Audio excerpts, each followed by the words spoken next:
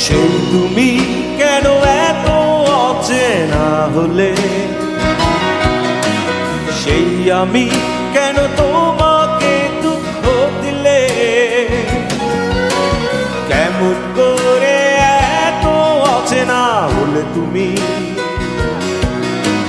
কিভাবে এত বদলে গেছি এই আমি।